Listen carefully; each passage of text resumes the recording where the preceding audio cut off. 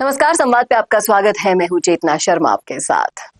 तो राजस्थान की राजनीति में तीसरे मोर्चे की उम्मीद के तौर पर उभरी हुई राष्ट्रीय लोकतांत्रिक पार्टी यानी कि आरएलपी अपने ही भीतर एक ऐसे संकट से गुजर रही है जिसकी चिंगारी बाहर से नहीं, अंदर से उठ रही है।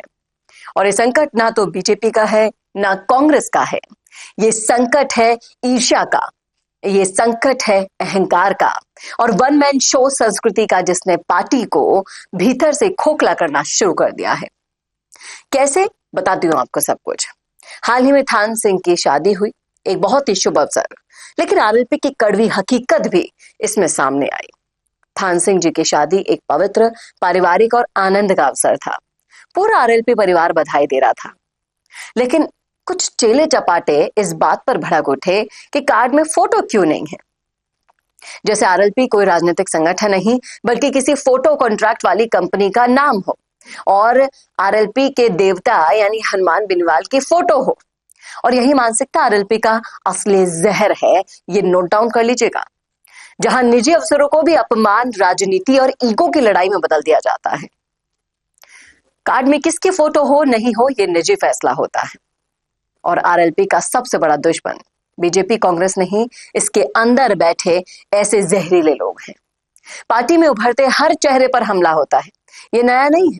आज थान सिंह निशाने पर है, इससे पहले आप बखूबी जानते हैं कि उमेदराम बेनीवाल भी थे, रेवत राम डांगा भी थे, लालचंद मुंड, जोगाराम डूडी, आनंदी राम खटीक, विक्रम सिंह गुर्जर के साथ साथ रामलाल मेघवाल, ये दोनों पूर्व विधायक रह चुके हैं।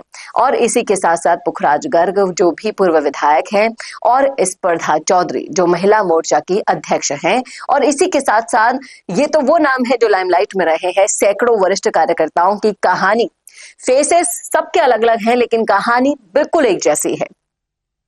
क्या मिला इनको? सम्मान की जगह ताने मिले, सहयोग की जगह अपमान मिला, संगठन से ऊपर एक व्यक्ति की सत्ता अपनाने का संदेश मिला। हर उभरते चेहरे की काट शुरू कर दी जाती है, जैसे पार्टी में नेता नहीं, सिर्फ छाया बनने की ही अनुमति हो। आरएलपी में लोकतंत्र बंद कमरे में कैद है, इस बात को सुनिएगा, समझेगा ध्यान से। पार्टी लोकतंत्र की बात तो करती है, लेकिन खुद के घर में लोकतंत्र का ताला लगा रखा है। अध्यक्ष का चुनाव नहीं, संगठनात्मक संवाद नहीं, यहाँ पर निर्णय के नाम पर एक ही दरवाजे हैं और नीचे तक वही लाइन चलती है जो ऊपर से आती है। और ऐसी व्यवस्था ना किसी पार्टी को बढ़ाती है और ना ही मजबूत करती है।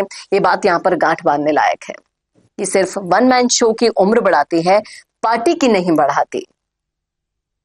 और जिस तरीके से यहाँ पर एक ट्रोल ब्रिगेड भी बनी हुई है, जो सम्मान की जगह तंज देती है, सुझाव की जगह साजिश करती है।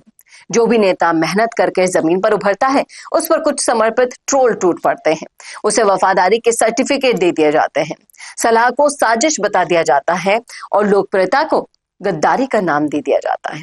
ये वही लोग हैं जो आरएलपी को उठा नहीं रहे हैं, बल्कि अंदर से खोखला करते जा रहे हैं।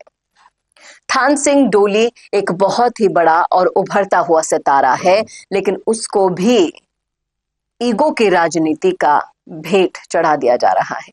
कार्ड में फोटो न होना कोई मुद्दा नहीं था, मुद्दा था एक युवा नेता का तेजी से उभरना। और यही शुरू हुआ वो खेल जो पहले भी कई नेताओं को बाहर कर चुका है। और जिस तरीके से ये वाकया उनके निजी कार्यक्रम में हुआ, इसके साथ एक सच्चाई भी सामने आई।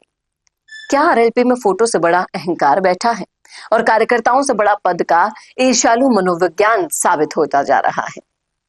अब इन सब में असली नुकसान कौन कर रहा है, इस बात को समझेगा।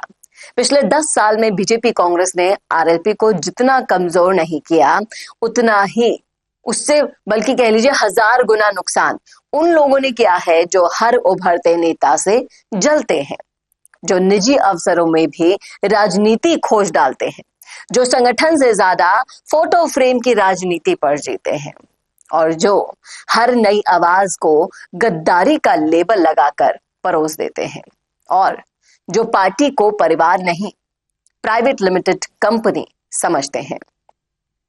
और इन लोगों की भेंट चढ़ती जा रही है आरएलपी पार्टी।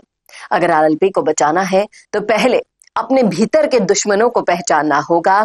एक तीसरा मोर्चा तभी खड़ा होगा जब पार्टी खुद खड़ी हो सकेगी, और पार्टी भी तब खड़ी होगी जब उभरते हुए जो भी नेता हैं उन सभी को सम्मान मिले। लोकतंत्र भीतर से शुरू होकर सुझावों को साजिश न माना जाए और कार्यकर्ताओं को इस फोटो फ्रेम से ऊपर रखा जाए।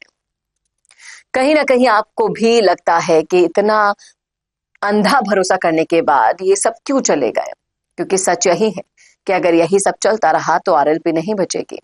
कल मैदान खाली होंगे, कुर्सियां खाली होंगी और भाषण सिर्फ गूंज बनकर रह जाएंगे। थान सिंह का मामला सिर्फ एक उदाहरण है, मुद्दा इससे कहीं ज्यादा बड़ा है। आरएलपी टूट नहीं रही है, उसे अंदर बैठे हुए कुछ घाघ लोग तोड़ रहे हैं। आरएलपी के फैंस को बुरा जरूर लग सकता है, लेकिन सच्चाई कड़वी ही साउंड करती है। सोचिएगा एक बार इस नजरिए से भी, और बताइएगा राय जरूर कमेंट बॉक्स में। और कैसा लगा वीडियो बताना ना भूलेगा। और ऐसे वीडियोस के लिए देखते रहिए संवाद भारत का, भारत के लिए। नमस्कार। अगर आप बनना चाहते हैं पॉलिटिशियन, लेकिन पब्लिक स्पीकिंग और अपने विचारों को व्यक्त करना चुनौती लगता है, या कैमरे और पब्लिक के सामने किसी तरह से बोल पाए इसमें मुश्किल होती है, तो मिशी मीडिया सॉल्यूशंस लेकर आया है पॉलिटिकल कंसल्टेंसी कैंपेन, जिसमें वरिष्ठ जर्नलिस्ट और पॉलिटिकल एनालिस्ट की एक्सपीरियंस्ड टीम आपको मदद करेगी, जिससे आपकी आवाज और भी बुलंद हो जाएगी। इसमें हम आपके गोल को पूरी तरह से टारगेट करेंगे कि किस तरह से आपको पार्टी पहचाने, आपको उस क्षेत्र के लिए चुने, कैसे सर्वेज में आपका नाम आए, कैसे लोगों के बीच में आपका माहौल बने। न सिर्फ कंसल्टेंसी हम आपको देंगे, बल्कि आपको सारे रास्ते दिखाएंगे और बताएंगे भी, जिससे आप भारत की राजनीति में अच्छे पॉलिटिशियन बनके समाज का सुधार कर सके। तो अभी कॉन्टैक्ट कीजिए स्क्रीन पर दिए गए नंबर पर।